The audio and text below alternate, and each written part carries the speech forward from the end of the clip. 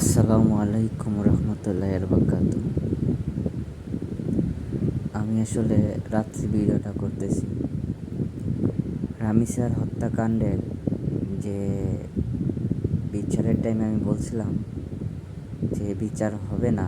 আমি রামিসার বাবার সাথে একমত হয়েছিলাম। দেখেন, ফাঁসি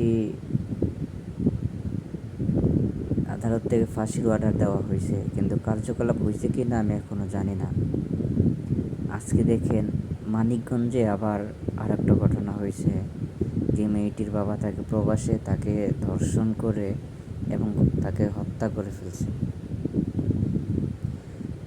আর আরেকটা জিনিস আমি বলতে চাই, আমাদের স্বরাষ্ট্রমন্ত্রী ওদিনকা বললেন যে পরকীয়া করলে নাকি 14 বছরের জেল হবে, 1 কোটি টাকা জরিমানা হবে।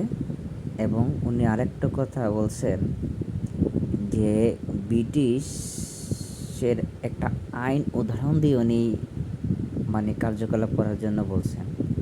তবে ওনার উদ্দেশ্যে আমি একটা কথা বলতে চাই। দেখেন, আমরা মুসলমানরা ওদিন থেকে মার খাইতেছি যে ইহুদি খ্রিস্টানদের আইন নিয়ে আমরা পড়ে আছি। আল্লাহ রাসূলের আইন আমরা ভুলে গেছি। আমরা যে মুসলমান, এটাও আমাদের বলতে লজ্জা লাগে, কারণ আমরা ইহুদি খ্রিস্টানদের আইন অনুযায়ী চলতেছি। আজকে যে কালকে আমি আরেকটা ভিডিও দেখলাম যে একটা লোক চুরি করছে এবং তাকে এমনভাবে মাইর দেওয়া হয়েছে সে নাকি পায়খানা করে ফেলছে। তো আসলে এটা কি রাষ্ট্রের কোনো দায়ভার না? আমি মনে করি সম্পূর্ণ দায়ভার রাষ্ট্রের।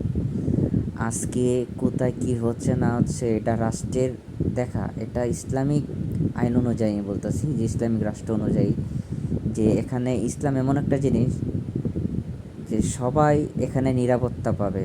ইসলাম শুধু মুসলমানদের জন্য নয়, ইসলাম জিনিসটা শান্তি, প্রতি একটা মানুষের জন্য। ইসলাম জিনিসটা সবার জন্য। আল্লাহ রাসূল সাল্লাল্লাহু আলাইহি সাল্লাম যখন মক্কা ছেড়ে মদিনায় হিজরত করেন, তখন ইহুদি খ্রিস্টান সবাইকে বলছেন যে এটা এইভাবে করো, এইভাবে চলো। যারা ইসলামকে মানে নাই তাদেরকে উনি ওখান থেকে সরিয়ে দিয়েছেন, ইহুদিকে ওখান থেকে সরাই দিয়েছেন, এবং খ্রিস্টানদের সাথে যুদ্ধ হয়েছে। তো ইসলাম এমন একটা জিনিস যে সবাই এখানে শান্তিতে বসবাস করবে, এবং ইসলামিক আইন অনুযায়ী এই দেশে চলে, তাহলে কোনো নারী নির্যাতন হবে না, কোনো জিনা হবে না, পরকীয়া হবে না। আমি চাই, স্বরাষ্ট্রমন্ত্রীর উদ্দেশ্যে আমি কথাটা বলতে চাই যে আপনি এই দেশে ইসলামিক আইন অনুযায়ী চলান এবং আল্লাহ রাসূলের আইন অনুযায়ী এই দেশটা পরিচালনা করেন সবাই। তাহলে এই দেশের প্রতি একটা মানুষ শান্তিতে বসবাস করবে। যদি আল্লাহ রাসূলের আইন আমি আপনি সবাই ইউজ করি, ঠিক আছে? আর আরেকটা জিনিস বলতে চাই, আরও কিছু কথা আমি আরেকটা ভিডিওতে দিব। তখন আপনারা ইসলামের আরও কিছু নির্দেশনা আপনারা পাবেন ইনশাআল্লাহ।